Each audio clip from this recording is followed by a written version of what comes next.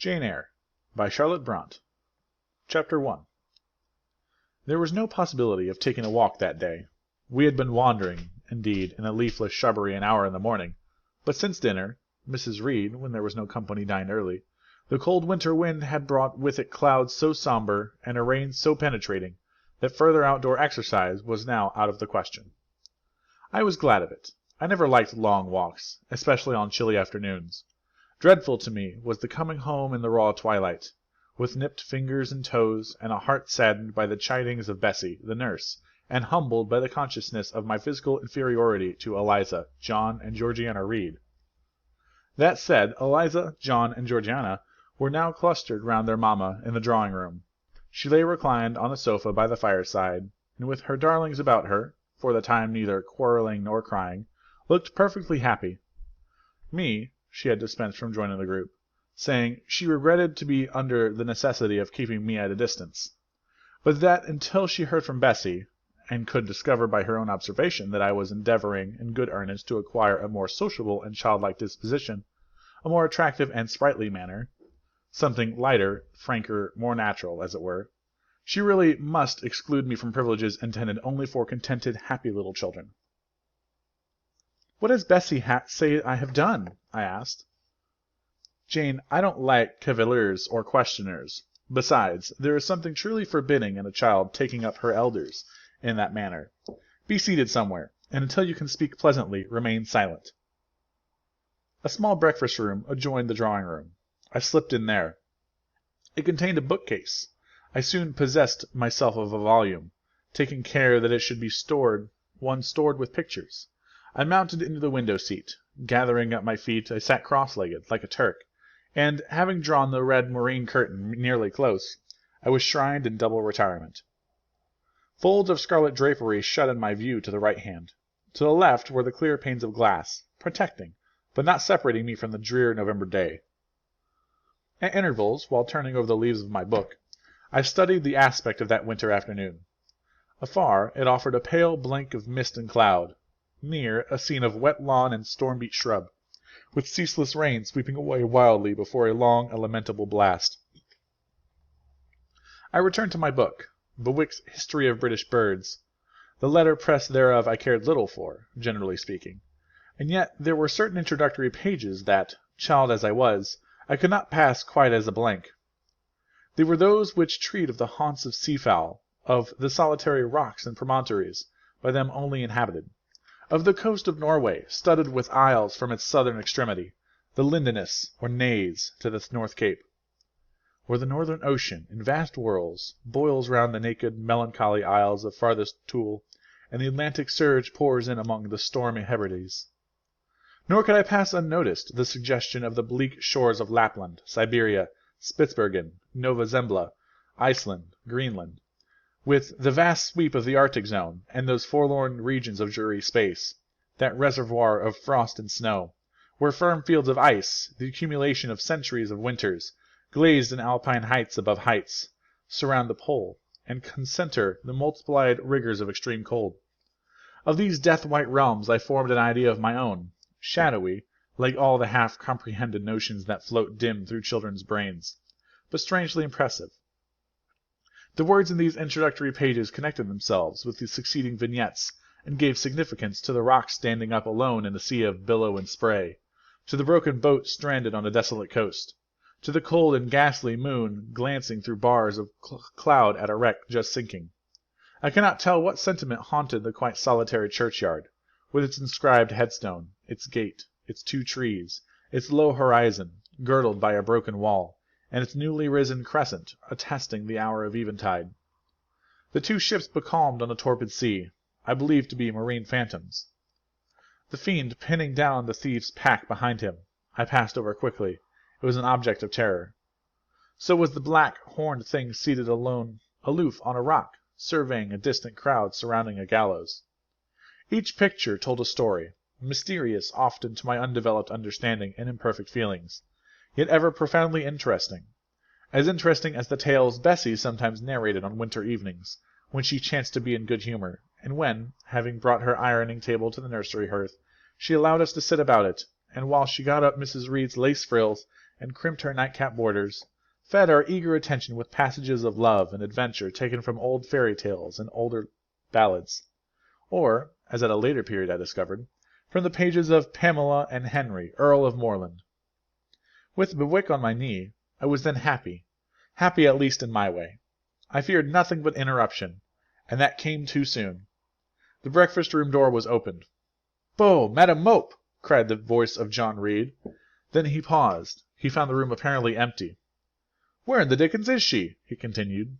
"Lizzie, Georgie," calling to his sisters, "Jane is not here. Tell mamma she has run out into the rain. Bad animal."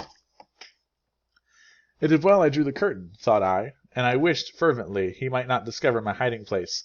Nor would John Reed have found it out himself. He was not quick, either of vision or conception. But Eliza just put her head at the door, and said at once, "She's in the window-seat, to be sure, Jack." And I came out immediately, for I trembled at the idea of being dragged forth by the said Jack. "What do you want?" I asked, with awkward diffidence. "Say, what do you want, Master Reed?" was the answer. "I want you to come here." And seating himself in an armchair, he intimated by a gesture that I was to approach and stand before him. John Reed was a schoolboy of 14 years old, 4 years older than I, for I was but 10, large and stout for his age, with a dingy and unwholesome skin, thick lineaments in a spacious visage, heavy limbs and large extremities. He gorged himself habitually at table, which made him bilious and gave him a dim and bleared eye with flabby cheeks. He ought now to have been at school, but his mamma had taken him home for a month or two, on account of his delicate health. Mr. Miles, the master, affirmed that he would do very well if he had had fewer cakes and sweetmeats sent him from home, but the mother's heart turned from an opinion so harsh, and inclined rather to the more refined idea that John's sallowness was owing to over-application and, perhaps, to pining after home. John had not much affection for his mother and sisters, and an antipathy for me. He bullied and punished me, not 2 or 3 times in the week, nor once or twice in a day, but continually. Every nerve I had feared him, and every morsel of flesh in my bones shrank when he came near. There were moments when I was bewildered by the terror he inspired, because I had no appeal whatever against either his menaces or his inflictions. The servants did not like to offend their young master by taking my part against him, and Mrs. Reed was blind and deaf on the subject. She never saw him strike or heard him abuse me, though he did both now and then in her very presence, more frequently, however, behind her back. Habitually obedient to John, I came up to his chair. He spent some 3 minutes in thrusting out his tongue at me as far as he could without damaging the roots. I knew he would soon strike, and while dreading the blow, I mused on that disgusting and ugly appearance of him who would presently deal it. I wonder if he read that notion in my face, for, all at once, without speaking, he struck suddenly and strongly. I tottered, and on regaining my equilibrium retired back a step or 2 from his chair. "That is for your impudence in answering mamma a while since," said he, "and for your sneaking way of getting behind the curtains, and for the look you had in your eyes 2 minutes since, you rat." Accustomed to John Reed's abuse, I never had an idea of replying to it. My care was how to endure the blow which would certainly follow the insult. "What were you doing behind the curtain?" he asked. "I was reading." "Show the book." I returned to the window and fetched it thence. "You have no business to take our books. You are a dependent, mamma says. You have no money. Your father left you none. You ought to beg, and not to live here with gentlemen's children like us, and eat the same meals we do, and wear clothes at our mamma's expense. Now, I'll teach you to rummage my bookshelves, for they are mine. All the house belongs to me, or will do in a few years. Go and stand by the door, out of the way of the mirror and the windows." I did so, not at first aware what was his intention. But when I saw him lift and poise the book and stand in act to hurl it, I instinctively started aside with a cry of alarm. Not soon enough, however, the volume was flung. It hit me, and I fell, striking my head against the door and cutting it. The cut bled. The pain was sharp. My terror had passed its climax. Other feelings succeeded. "Wicked and cruel boy," I said, "you are like a murderer. You are like a slave-driver. You are like the Roman emperors." I had read Goldsmith's History of Rome, and had formed my opinion of Nero, Caligula, etc. Also I had drawn parallels in silence, which I never thought thus to have declared aloud. "What? What?" he cried. "Did she say that to me? Did you hear her, Eliza and Georgiana? Won't I tell mamma? But first—" He ran headlong at me. I felt him grasp my hair and my shoulder. He had closed with a desperate thing. I really saw in him a tyrant, a murderer. I felt a drop or two of blood from my head trickle down my neck, and was sensible of somewhat pungent suffering. These sensations for the time predominated over fear, and I received him in frantic sort. I don't very know well what I did with my hands, but he called me "Rat! Rat!" and bellowed out aloud. Aid was near him. Eliza and Georgiana had run for Mrs. Reed, who was gone upstairs. She now came upon the scene, followed by Bessie and her maid Abbot. We were parted. I heard the words, "Dear, dear, what a fury to fly at Master John! Did ever anybody see such a picture of passion?" Then Mrs. Reed subjoined, "Take her away to the Red Room, and lock her in there." 4 hands were immediately laid upon me, and I was borne upstairs. Chapter 2. I resisted all the way, a new thing for me, and the circumstance which greatly strengthened the bad opinion of Bessie and Miss Abbot were disposed to entertain of me. The fact is, I was a trifle beside myself, or rather out of myself, as the French would say. I was conscious that a moment's mutiny had already rendered me liable to strange penalties, and, like any other rebel slave, I felt resolved, in my desperation, to go all lengths. "Hold her arms, Miss Abbot, she's like a mad cat." For shame, cried the lady's maid. "What shocking conduct, Miss Eyre, to strike a young gentleman, your benefactress's son, your young master." "Master? How is he my master? Am I a servant?" "No, you are less than a servant, for you do nothing for your keep. There, sit down, and think over your wickedness."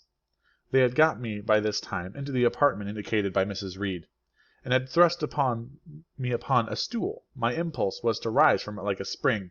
Their 2 pair of hands arrested me instantly. "If you don't sit still, you must be tied down," said Bessie. "Miss Abbot, lend me your garters. She would break mine directly." Miss Abbot turned to divest a stout leg of the necessary ligature. This preparation for bonds, and the additional ignominy it inferred, took a little of the excitement out of me. "Don't take them off," I cried. "I will not stir." In guarantee whereof, I attached myself to my seat by my hands. "Mind you don't," said Bessie, and when she had ascertained that I was really subsiding, she loosened her hold of me.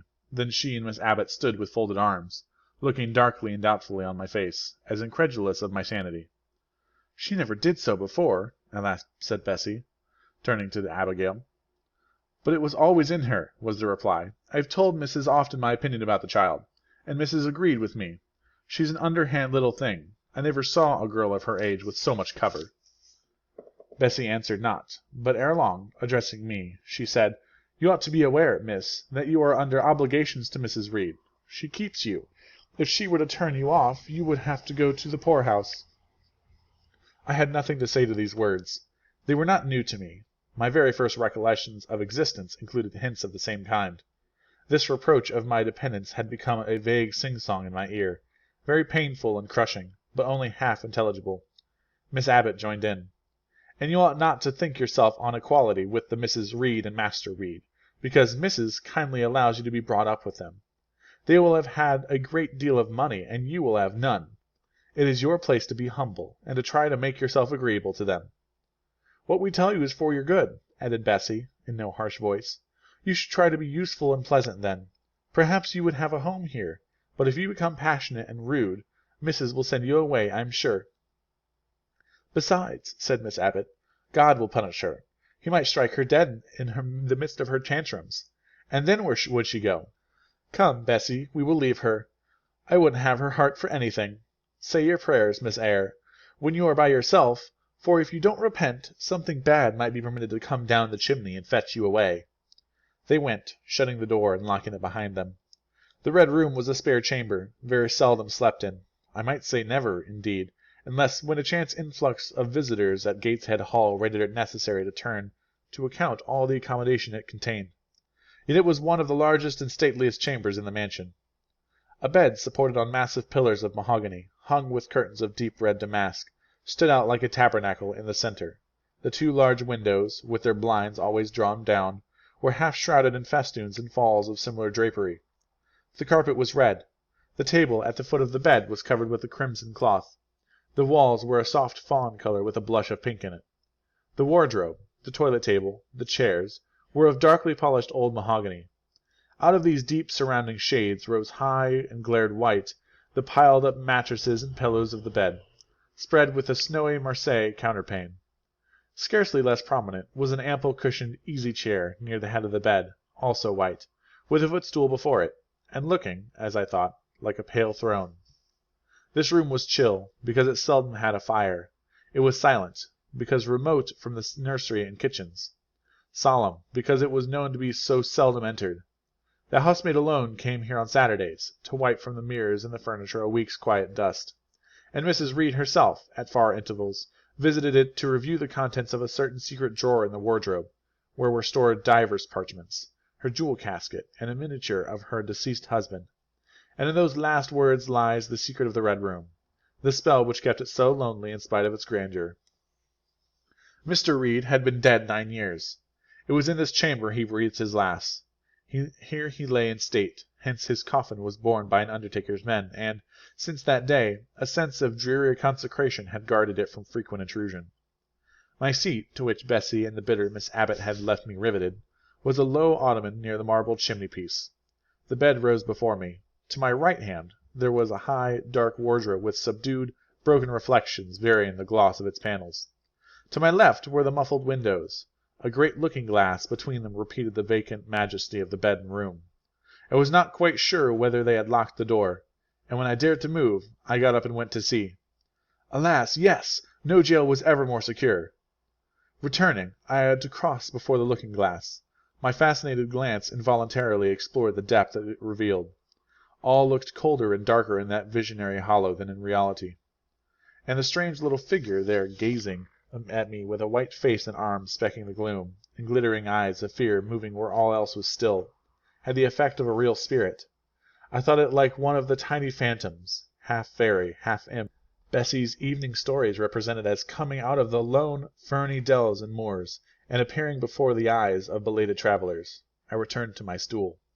Superstition was with me at that moment, but it was not yet her hour for complete victory. My blood was still warm. The mood of the revolted slave was still bracing me with its bitter vigor. I had to stem a rapid rush of retrospective thought before I quailed to a dismal present. All John Reed's violent tyrannies, all his sister's proud indifference, all his mother's aversion, all the servants' partiality, turned up in my disturbed mind like a dark deposit in a turbid well. Why was I always suffering, always browbeaten, always accused, forever condemned? Why could I never please? Why was it useless to try to win anyone's favor? Eliza, who was headstrong and selfish, was respected. Georgiana, who had a spoiled temper, a very acrid spite, a captious and insolent carriage, was universally indulged. Her beauty, her pink cheeks and golden curls seemed to give delight to all who looked at her, and to purchase indemnity for every fault. John no one thwarted, much less punished, though he twisted the necks of the pigeons, killed the little pea-chicks, set the dogs at the sheep, stripped the hothouse vines of their fruit, and broke the buds off the choicest plants in the conservatory. He called his mother old girl, too. Sometimes reviled her for her dark skin, similar to his own, bluntly disregarded her wishes, not infrequently tore and spoiled her silk attire, and he was still her own darling. I dared commit no fault. I strove to fulfill every duty, and I was termed naughty and tiresome, sullen and sneaking, from morning to noon and from noon to night. My head still ached and bled with the blow and fall I had received. No one had reproved John for wantonly striking me, and because I had turned against him to avert further irrational violence, I was loaded with general opprobrium. Unjust, unjust, said my reason, forced by the agonizing stimulus into precocious though transitory power, and resolve, equally wrought up, instigated some strange expedient to achieve escape from insupportable oppression, as running away, or, if that could not be effected, never eating or drinking more, and letting myself die. What a consternation of soul was mine that dreary afternoon! How all my brain was in tumult, and all my heart in insurrection! Yet in what darkness, what dense ignorance, was the mental battle fought! I could not answer the ceaseless inward question, why I thus suffered. Now at the distance of, I will not say how many years, I see it clearly. I was at discord in Gateshead Hall. I was like nobody there. I had nothing in harmony with Mrs. Reed or her children, or her chosen vassalage. If they did not love me, in fact, as little did I love them.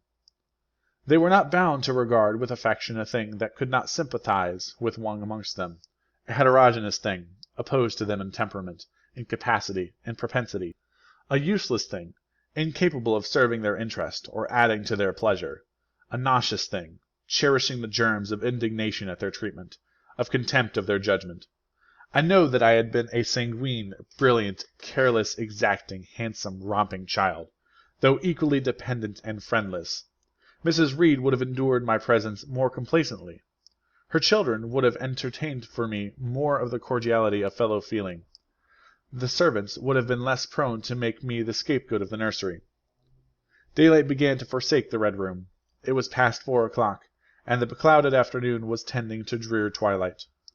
I heard the rain still beating continuously on the staircase window, and the wind howling in the grove behind the hall.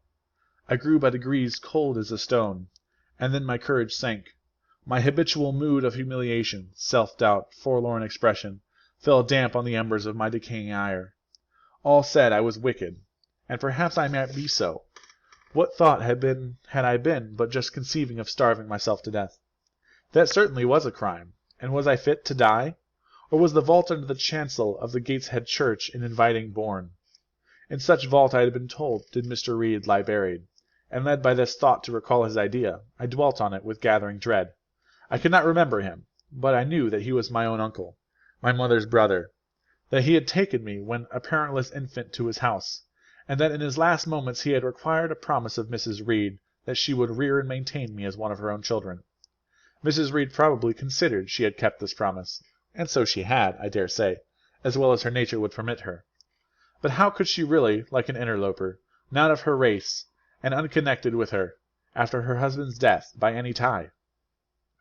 It must have been most irksome to find herself bound by a hard-wrung pledge to stand in the stead of a parent to a strange child she could not love, and to see an uncongenial alien permanently intruded on her own family group.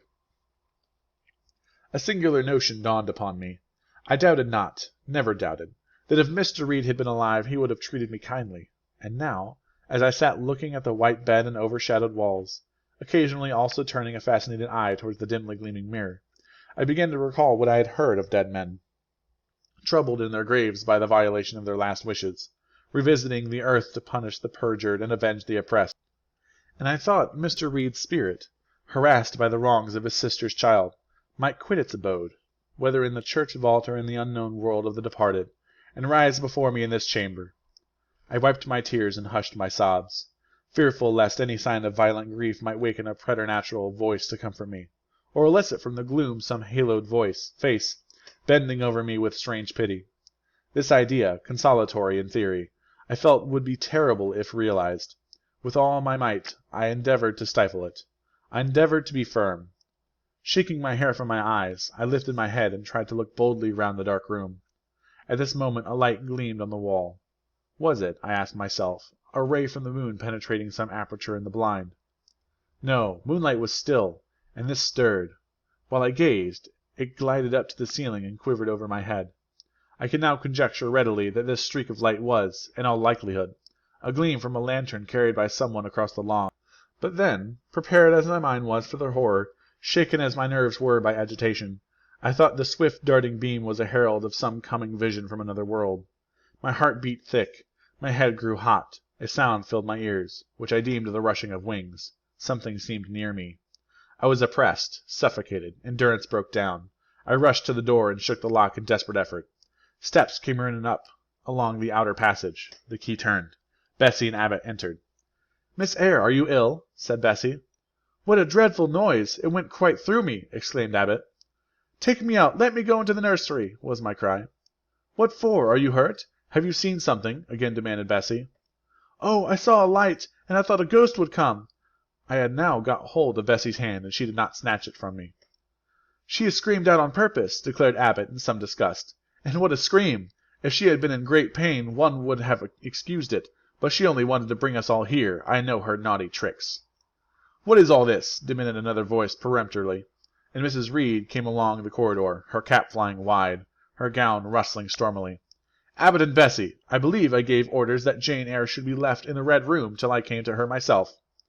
"Miss Jane screams so loud, ma'am," pleaded Bessie. "Let her go," was the only answer. "Loose Bessie's hand, child. You cannot succeed in getting out by these means." I assured. I abhor artifice, particularly in children. It is my duty to show you that tricks will not answer. You will now stay here an hour longer, and it is only on condition of perfect submission and stillness that I shall liberate you then. Oh, aunt, have pity! Forgive me! I cannot endure it! Let me be punished some other way! I shall be killed if— Silence! This violence is all most repulsive. And so, no doubt, she felt it. I was a precocious actress in her eyes. She sincerely looked on me as a compound of virulent passions, mean spirit, and dangerous duplicity. Bessie and Abbot having retreated, Mrs. Reed, impatient of my now frantic anguish and wild sobs, abruptly thrust me back and locked me in, without further parley. I heard her sweeping away, and soon after she was gone. I suppose I had a species of fit. Unconsciousness closed the scene. Chapter 3. The next thing I remember is waking up with a feeling as if I had had a frightful nightmare, and seeing before me a terrible red glare, crossed with thick black bars. I heard voices, too, speaking with a hollow sound, and as if muffled by a rush of wind or water. Agitation, uncertainty, and an all-predominating sense of terror confused my faculties. Ere long, I became aware that someone was handling me, lifting me up and supporting me in a sitting posture, and that more tenderly than I had ever been raised or upheld before. I rested my head against a pillow or an arm, and felt easy. In 5 minutes more the cloud of bewilderment dissolved. I knew quite well that I was in my own bed, and that the red glare was the nursery fire. It was night. A candle burnt on the table. Bessie stood at the bed-foot with a basin in her hand, and a gentleman sat in a chair near my pillow, leaning over me. I felt an inexpressible relief, a soothing conviction of protection and security, when I knew that there was a stranger in the room, an individual not belonging to Gateshead, and not related to Mrs. Reed. Turning from Bessie, though her presence was far less obnoxious to me than that of Abbot, for instance, would have been, I scrutinized the face of the gentleman. I knew him. It was Mr. Lloyd, an apothecary, sometimes called in by Mrs. Reed when the servants were ailing. For herself and the children she employed a physician. "Well, who am I?" he asked. I pronounced his name, offering him at the same time my hand. He took it, smiling, and saying, "We shall do very well by and by." Then he laid me down, and addressing Bessie, charged her to be very careful that I was not disturbed during the night. Having given some further directions, and intimated that he should call again the next day, he departed, to my grief. I felt so sheltered and befriended while he sat in the chair near my pillow, and as he closed the door after him, all the room darkened and my heart again sank. Inexpressible sadness weighed it down. "Do you feel as if you should sleep, miss?" asked Bessie rather softly. Scarcely dared I answer her, for I feared the next sentence might be rough. "I will try." "Would you like to drink, or could you eat anything?" "No, thank you, Bessie." "Then I think I shall go to bed, for it is past 12 o'clock, but you may call me if you want anything in the night." Wonderful civility, this! It emboldened me to ask a question. "Bessie, what is the matter with me? Am I ill?" "You fell sick, I suppose, in the Red Room with crying. You'll be better soon, no doubt." Bessie went into the housemaid's apartment, which was near. I heard her say, "Sarah, come and sleep with me in the nursery. I daren't for my life be alone with that poor child tonight. She might die. It's such a strange thing she should have that fit. I wonder if she saw anything. Mrs. was rather too hard." Sarah came back with her. They both went to bed. They were whispering together for half an hour before they fell asleep. I caught scraps of their conversation, from which I was able only too distinctly to infer the main subject discussed. Something passed her, all dressed in white, and vanished. A great black dog behind him. 3 loud raps on the chamber door. A light in the churchyard just over his grave, etc., etc. At last both slept. The fire and the candle went out. For me, the watches of that long night passed in ghastly wakefulness. Ear, eye, and mind were alike strained by dread, such dread as children only can feel. No severe or prolonged bodily illness followed this incident, the Red Room. It only gave my nerves a shock, on which I feel the reverberation to this day. Yes, Mrs. Reed, to you I owe some fearful pangs of mental suffering. But I ought to forgive you, for you knew not what you did. While rending my heartstrings, you thought you were only uprooting my bad propensities. Next day, by noon, I was up and dressed, and sat wrapped in a shawl by the nursery hearth. I felt physically weak and broken down, but my worst ailment was an unutterable wretchedness of mind. a wretchedness which kept drawing from me silent tears. No sooner had I wiped one salt drop from my cheek than another flowed. Yet I thought I ought to have been happy, for none of the Reeds were there. They were all gone out in the carriage with their mamma. Abbot, too, was sewing in another room, and Bessie, as she moved hither and thither, putting away toys and arranging drawers, addressed to me every now and then a word of unwonted kindness. This state of things should have been to me a paradise of peace, accustomed as I was to a life of ceaseless reprimand and thankless fagging. But, in fact, my racked nerves were now in such a state that no calm could soothe, and no pleasure excite them agreeably. Bessie had been down into the kitchen, and she brought up with her a tart on a certain brightly painted china plate, whose bird of paradise, nestling in a wreath of convolvuli and rosebuds, had been wont to stir in me a most enthusiastic sense of admiration, and which plate I had often petitioned to be allowed to take in my hand in order to examine it more closely, but had always hitherto been deemed unworthy of such a privilege. This precious vessel was now placed on my knee, and I was cordially invited to eat the circlet of delicate pastry upon it. Vain favour, coming, like most other favours, long deferred and often wished for, too late. I could not eat the tart, and the plumage of the bird, the tints of the flowers, seemed strangely faded. I put both plate and tart away. Bessie asked if I would have a book. The word book acted as a transient stimulus, and I begged her to fetch Gulliver's Travels from the library.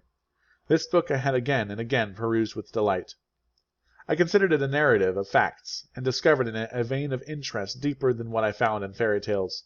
For as to the elves, having sought them in vain among foxglove leaves and bells, under mushrooms and beneath the ground ivy mantling old wall nooks, I had at length made up my mind to the sad truth, that they were all gone out of England to some savage country, where the woods were wilder and thicker, and the population more scant, whereas Lilliput and Brobdingnag being, in my creed, solid parts of the earth's surface, I doubted not that I might one day, by taking a long voyage, see with my own eyes the little fields, houses, and trees, the diminutive people, the tiny cows, sheep, and birds of the one realm, and the cornfields, forest high, the mighty mastiffs, the monster cats, the tower-like men and women on the other. Yet, when this cherished volume was now placed in my hands, when I turned over his leaves, and sought in its marvellous pictures the charm I had, till now, never failed to find, all was eerie and dreary. The giants were gaunt goblins, the pygmies malevolent and fearful imps, Gulliver a most desolate wanderer in most dread and dangerous regions. I closed the book, which I dared no longer peruse, and put it on the table beside the untasted tart. Bessie had now finished dusting and tidying the room, and, having washed her hands, she opened a certain little drawer full of splendid shreds of silk and satin, and began making a new bonnet for Georgiana's doll. Meantime she sang. Her song was, "In the days when we went gypsying, a long time ago." I had often heard the song before, and always with lively delight, for Bessie had a sweet voice, at least I thought so. But now, though her voice was still sweet, I found in its melody an indescribable sadness. Sometimes, preoccupied with her work, she sang the refrain very low, very lingeringly. "A long time ago" came out like the saddest cadence of a funeral hymn. She passed into another ballad, this time a really doleful one. "My feet they are sore, and my limbs they are weary. Long is the way, and the mountains are wild. Soon will the twilight close moonless and dreary over the path of the poor orphan child. Why did they send me so far and so lonely, up where the moors spread and grey rocks are piled? Men are hard-hearted, and kind angels only watch o'er the steps of a poor orphan child. Yet distant and soft the night breeze is blowing, clouds there are none, and clear stars beam mild. God in his mercy protection is showing, comfort and hope to the poor orphan child. Even should I fall o'er the broken bridge passing, or stray in the marshes by false lights beguiled, still will my Father, with promise and blessing, take to his bosom the poor orphan child. There is a thought that for strength should avail me, though both of shelter and kindred despoiled. Heaven is a home, and a rest will not fail me. God is a friend to the poor orphan child." "Come, Miss Jane, don't cry," said Bessie as she finished. She might as well have said to the fire, "Don't burn," but how could she divine the morbid suffering in which I was a prey? In the course of the morning Mr. Lloyd came again. "What, already up?" said he, as he entered the nursery. "Well, nurse, how is she?" Bessie answered that I was doing very well. Then she ought to look more cheerful. Come here, Miss Jane. Your name is Jane, is it not? Yes, sir. Jane Eyre. Well, you have been crying, Miss Jane Eyre. Can you tell me what about? Have you any pain? No, sir. Oh, I dare say she is crying because she could not go out with the missus in the carriage, interposed Bessie. Surely not. Why, she is too old for such pettiness. I thought so too, and my self-esteem being wounded by a false charge, I answered promptly, I never cried for such a thing in my life. I hate going out in the carriage. I cry because I am miserable. Oh, fie, miss, said Bessie. The good apothecary appeared a little puzzled. I was standing before him. He fixed his eyes on me very steadily. His eyes were small and grey, not very bright, but I dare say I should think them shrewd now. He had a hard-featured yet good-natured looking face. Having considered me at leisure, he said, What made you ill yesterday? She had a fall, said Bessie, again putting in her word. Fall? Why, that is like a baby again. Can't she manage to walk at her age? She must be 8 or 9 years old. I was knocked down, was the blunt explanation, jerked out of me by another pang of mortified pride. But that did not make me ill, I added, while Mr. Lloyd helped himself to a pinch of snuff. As he was returning the box to his waistcoat pocket, a loud bell rang for the servants' dinner. He knew what it was. That's for you, nurse, said he. You can go down. I'll give Miss Jane a lecture till you come back. Bessie would rather have stayed, but she was obliged to go, because punctuality at meals was rigidly enforced at Gateshead Hall. The fall did not make you ill. What did, then? Pursued Mr. Lloyd, when Bessie was gone. I was shut up in a room where there was a ghost, till after dark. I saw Mr. Lloyd smile and frown at the same time. Ghost? What, you are a baby after all. You are afraid of ghosts. Of Mr. Reed's ghost I am. He died in that room, and was laid out there. Neither Bessie nor anyone else will go into it at night, if they can help it. And it was cruel to shut me up alone without a candle, so cruel that I think I shall never forget it. Nonsense! And is it that makes you so miserable? Are you afraid now in daylight? No, but night will come again before long. And besides, I am unhappy, very unhappy, for other things. What other things? Can you tell me some of them? How much I wished to reply fully to this question. How difficult it was to frame any answer. Children can feel, but they cannot analyze their feelings. And if the analysis is partially effected in thought, they know not how to express the result of the process in words. Fearful, however, of losing this first and only opportunity of relieving my grief by imparting it, I, after a disturbed pause, contrived to frame a meagre, though, as far as it went, true response. For one thing, I have no father or mother, brothers or sisters. You have an aunt and cousins. Again I paused, then, bunglingly, announced, But John Reed knocked me down, and my aunt shut me up in the red room. Mr. Lloyd a second time produced his snuff-box. Don't you think Gateshead Hall is a very beautiful house? Asked he. Are you not very thankful to have such a fine place to live at? It is not my house, sir, and Abbot says I have less right to be here than a servant. Pooh, you can't be silly enough to wish to leave such a splendid place. If I had anywhere else to go, I should be glad to leave it, but I can never get away from Gateshead till I am a woman. Perhaps you may, who knows? Have you any relations besides Mrs. Reed? I think not, sir. None belonging to your father? I don't know. I asked Aunt Reed once, and she said possibly I might have some poor, low relations called Eyre, but she knew nothing about them. If you had such, would you like to go to them? I reflected. Poverty looks grim to grown people, still more so to children. They have not much idea of industrious, working, respectable poverty. They think of the word only as connected with ragged clothes, scanty food, fireless grates, rude manners, and debasing vices. Poverty, for me, was synonymous with degradation. No, I should not like to belong to poor people, was my reply. Not even if they were kind to you? I shook my head. I could not see how poor people had the means of being kind. And then, to learn to speak like them, to adopt their manners, to be uneducated, to grow up like one of the poor women I saw sometimes nursing their children, or washing their clothes at the cottage doors of the village of Gateshead. No, I was not heroic enough to purchase liberty at the price of caste. But are your relatives so very poor? Are they working people? I cannot tell. Aunt Reed says if I have any, they must be a beggarly set. I should not like to go a-begging. Would you like to go to school? Again I reflected. I scarcely knew what school was. Bessie sometimes spoke of it as a place where young ladies sat in stocks, wore backboards, and were expected to be exceedingly genteel and precise. John Reed hated his school and abused his master, but John Reed's tastes were no rule for mine. And if Bessie's accounts of school discipline, gathered from the young ladies of a family where she had lived before coming to Gateshead, were somewhat appalling, her details of certain accomplishments attained by these same young ladies were, I thought, equally attractive. She boasted of beautiful paintings of landscapes and flowers by them executed, of songs they could sing and pieces they could play, of purses they could net, of French books they could translate, till my spirit was moved to emulation as I listened. Besides, school would be a complete change. It implied a long journey, an entire separation from Gateshead, an entrance into a new life. I should indeed like to go to school, was the audible conclusion of my musings. Well, well, who knows what may happen, said Mr. Lloyd as he got up. The child ought to have change of air and scene, he added, speaking to himself. Nerves not in a good state. Bessie now returned. At the same moment the carriage was heard rolling up the gravel walk. Is that your mistress, nurse? Asked Mr. Lloyd.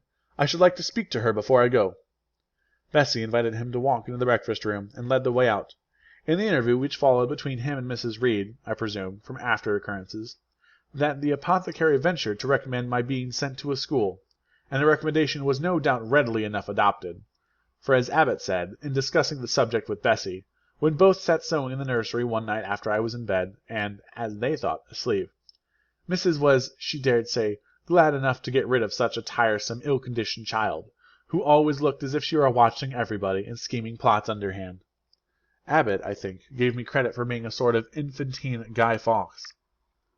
On that same occasion I learned, for the first time, from Miss Abbot's communications to Bessie, that my father had been a poor clergyman, that my mother had married him against the wishes of her friends, who considered the match beneath her, that my grandfather Reed was so irritated at her disobedience he cut her off without a shilling, that after my mother and father had been married a year, the latter caught the typhus fever while visiting among the poor in a large manufacturing town where his curacy was situated, and where the disease was then prevalent, that my mother took the infection from him, and both died within a month of each other. Bessie, when she heard this narrative, sighed and said, Poor Miss Jane is about to be pitied too, Abbot.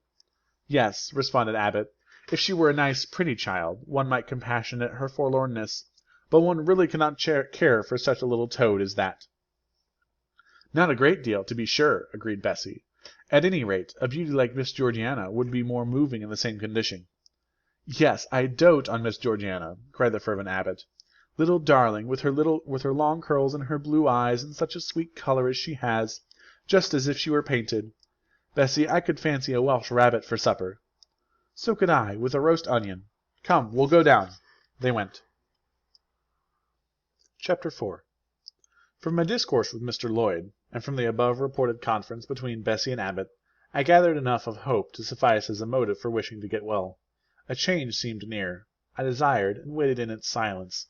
It tarried, however. Days and weeks passed. I had regained my normal state of health, but no new allusion was made to the subject over which I brooded. Mrs. Reed surveyed me at times with a severe eye, but seldom addressed me. Since my illness, she had drawn a more marked line of separation than ever between me and her own children, appointed me a small closet to sleep in by myself, condemning me to take my meals alone, and pass all my time in the nursery, while my cousins were constantly in the drawing-room. Not a hint, however, did she drop about sending me to school. Still, I felt an instinctive certainty that she would not long endure me under the same roof with her, for her glance, now more than ever, when turned on me, expressed an insuperable and rooted aversion. Eliza and Georgiana, evidently acting according to orders, spoke to me as little as possible. John thrust his tongue in his cheek whenever he saw me, and once attempted chastisement, but as I instantly turned against him, roused by the same sentiment of deep ire and desperate revolt which had stirred my corruption before, he thought it better to desist, and ran from me, uttering execrations, and vowing I had burnt his nose. I had, indeed, levelled at that prominent feature as hard a blow as my knuckles could inflict, and when I saw that either that or my look daunted him, I had the greatest inclination to follow up my advantage to purpose. But he was already with his mamma. I heard him in the blubbering tone commence a tale of how that nasty Jane Eyre had flown at him like a wild cat. He was stopped rather harshly. "Don't talk to me about her, John. I told you not to go near her. She is not worthy of notice. I do not choose that either you or your sister should associate with her." Here, leaning over the banister, I cried out suddenly, and without at all deliberating on my words, "They are not fit to associate with me!" Mrs. Reed was rather a stout woman, but on hearing this strange and audacious declaration, she ran nimbly up the stair, swept me like a whirlwind into the nursery, and crushing me down on the edge of my crib, dared me in an emphatic voice to rise from that place, or utter one syllable, during the remainder of the day. "What would Uncle Reed say to you if he were alive?" was my scarcely voluntary demand. I say scarcely voluntary, for it seemed as if my tongue pronounced the words without my will consenting to their utterance. Something spoke out of me, over which I had no control. "What?" said Mrs. Reed under her breath. Her usually cold, composed grey eye became troubled with a look of like fear. She took her hand from my arm, and gazed at me as if she really did not know whether I were child or fiend. I was now in for it. "My Uncle Reed is in heaven, and can see all you do and think, and so can Papa and Mamma. They know how you shut me up all day long, and how you wish me dead." Mrs. Reed soon rallied her spirits. She shook me most soundly, she boxed both my ears, and then left me without a word. Bessie supplied the hiatus by a homily of an hour's length, in which she proved beyond a doubt that I was the most wicked and abandoned child ever reared under a roof. I half believed her, for I felt, indeed, only bad feelings surging in my breast. November, December, and half of January passed away. Christmas and the New Year had been celebrated at Gateshead with the usual festive cheer. Presents had been interchanged, dinners and evening parties given.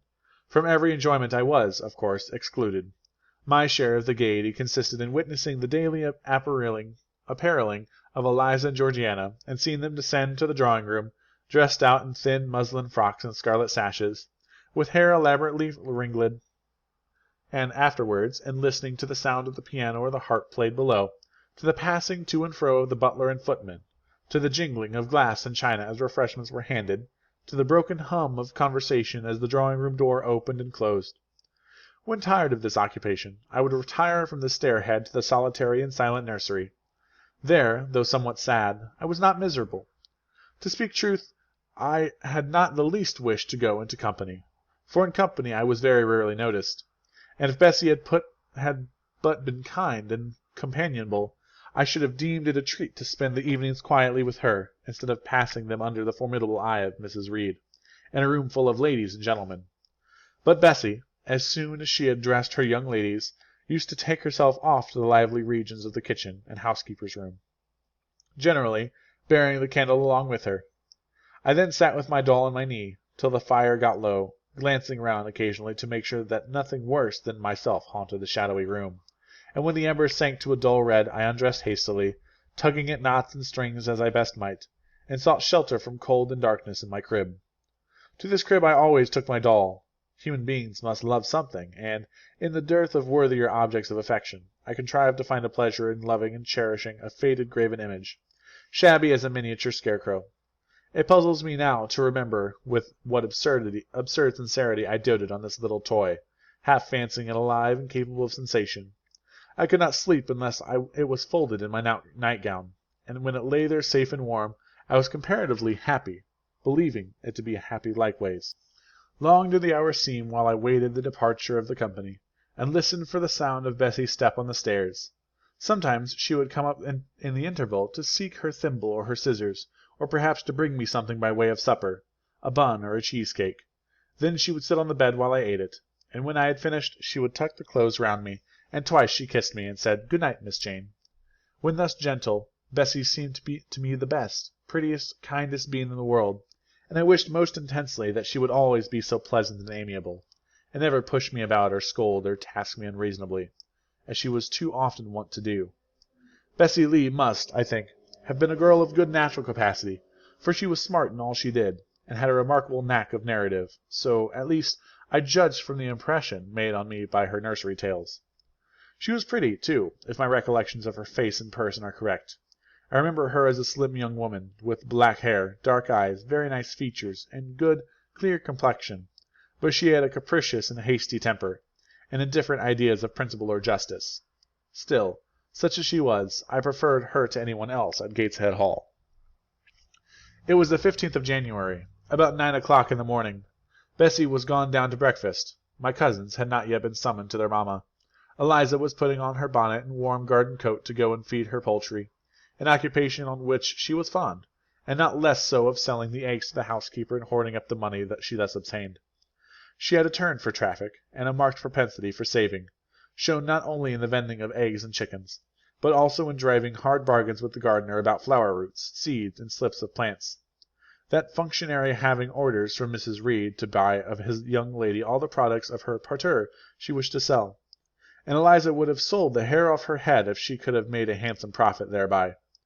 As to her money, she first secreted it in odd corners, wrapped in a rag or old curl paper, but some of these hoards having been discovered by the housemaid, Eliza, fearful of one day losing her valued treasure, consented to entrust it to her mother, at an usurious rate of interest, 50 or 60%, which interest she exacted every quarter, keeping her accounts in a little book with anxious accuracy. Georgiana sat on a high stool, dressing her hair at the glass and interweaving her curls with artificial flowers and faded feathers, of which she had found a store in a drawer in an attic. I was making my bed, having received strict orders from Bessie to get it arranged before she returned, for Bessie now frequently employed me as a sort of under-nursery maid, to tidy the room, to dust the chairs, etc. Having spread the quilt and folded my nightdress, I went to the window seat to put in order some picture books and doll's house furniture scattered there.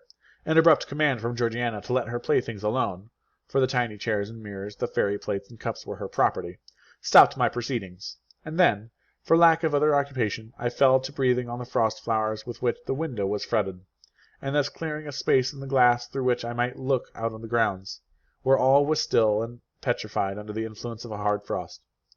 From this window were visible the porter's lodge and the carriage road, and just as I had dissolved so much of the silver-white foliage veiling the panes as left room to look out, I saw the gates thrown open and a carriage roll through.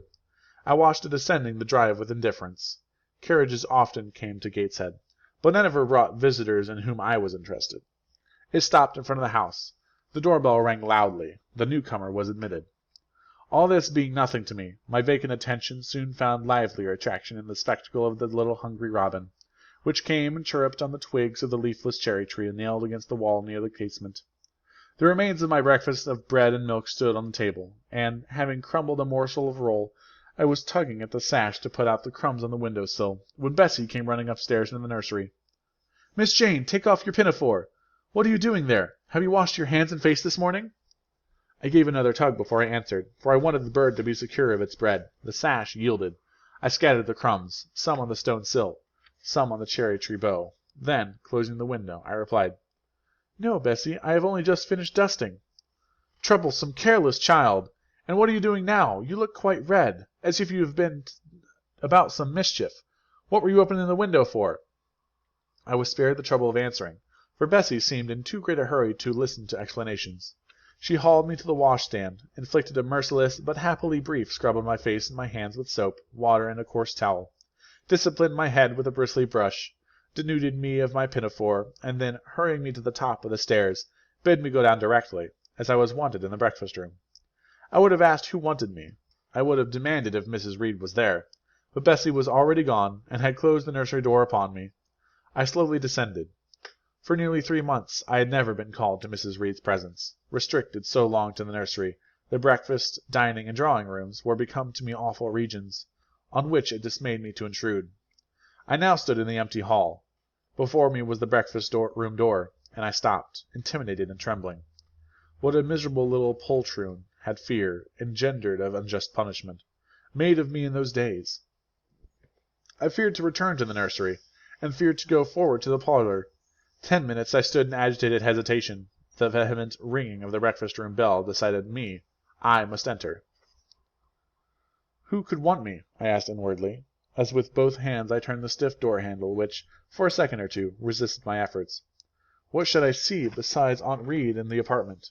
A man or a woman?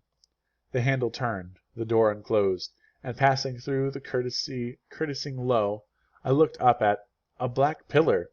Such, at least, appeared to me, at first sight, the straight, narrow, sable-clad shape standing erect on the rug.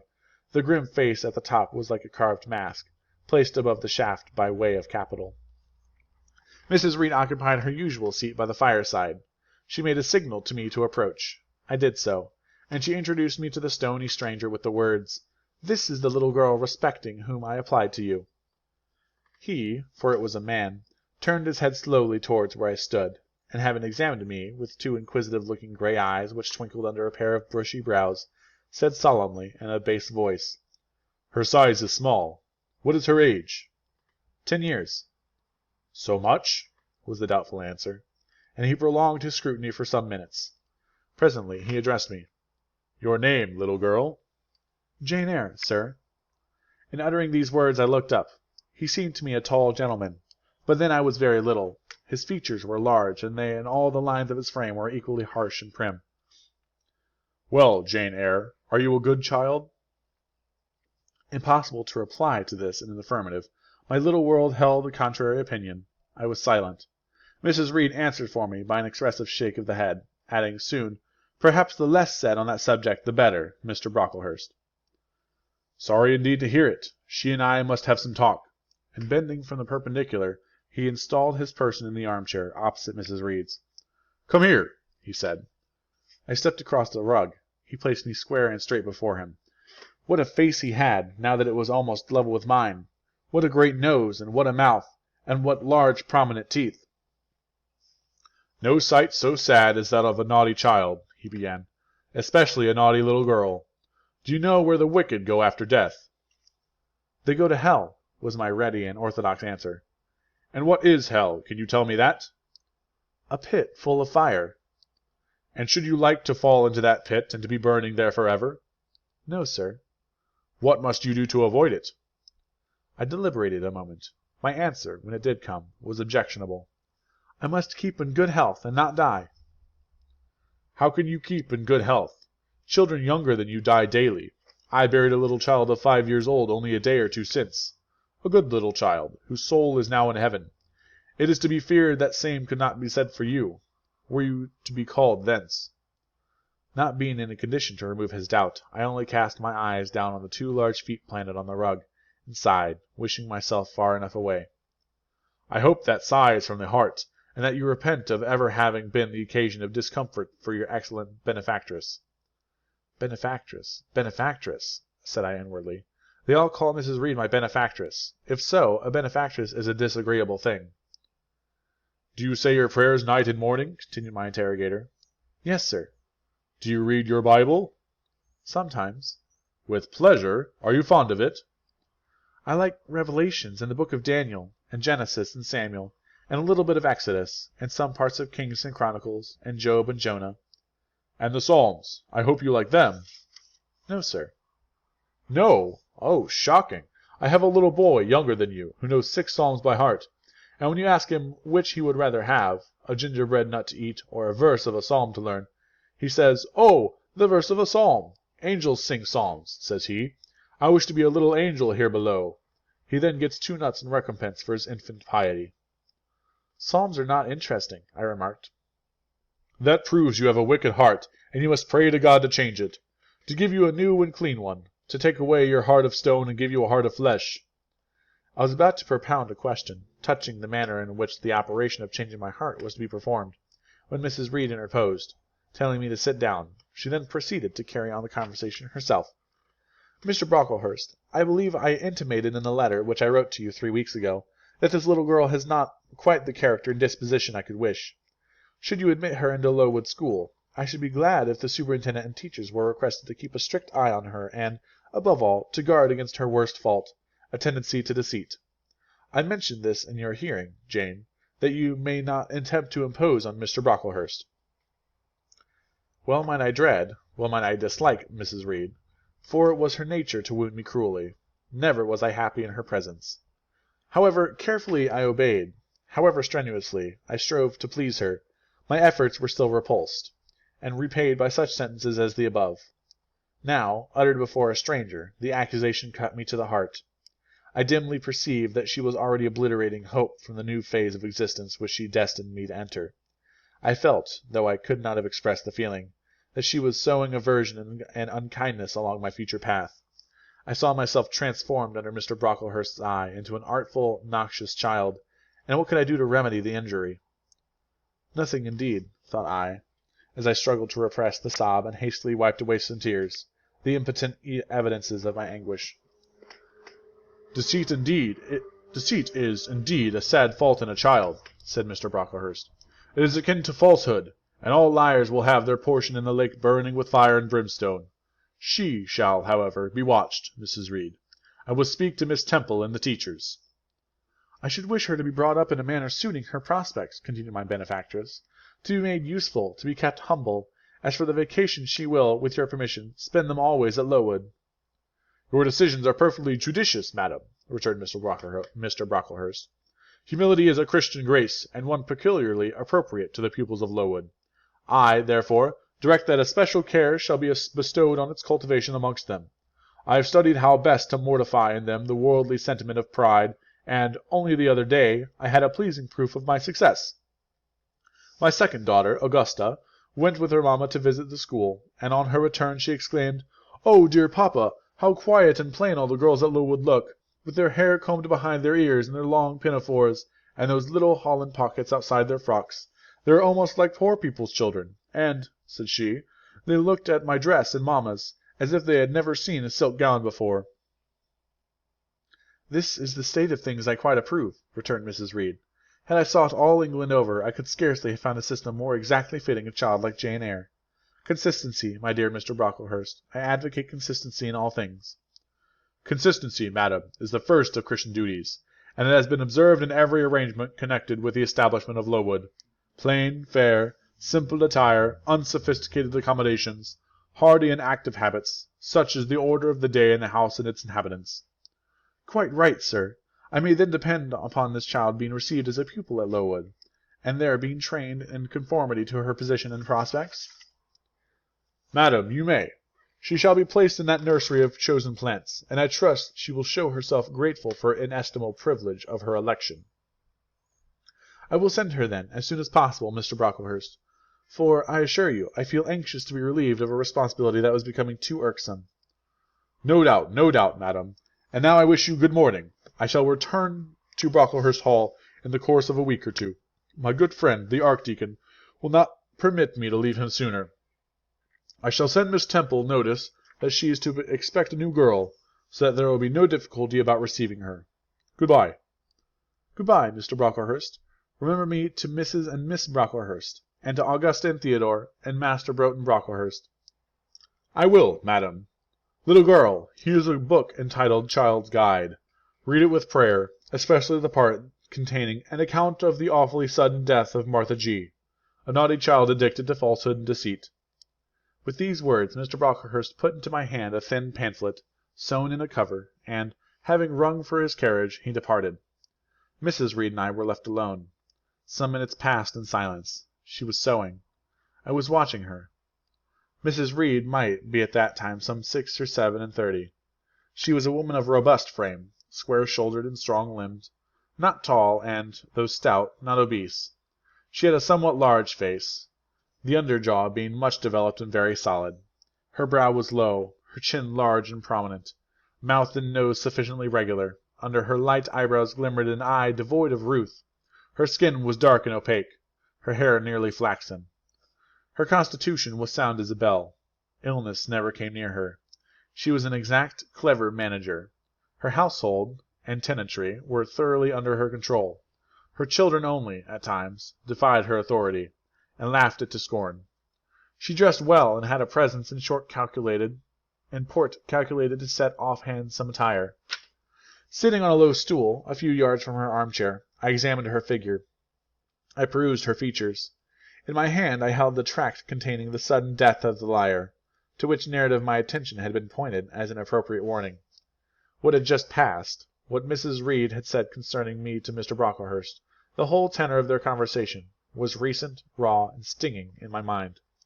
I had felt every word as acutely as I had heard it plainly, and a passion of resentment fomented now within me. Mrs. Reed looked up from her work. Her eyes settled on mine. Her fingers at the same time suspended their nimble movements. "Go out of the room. Return to the nursery," was her mandate. My look or something else must have struck her as offensive, for she spoke with extreme though suppressed irritation. I got up.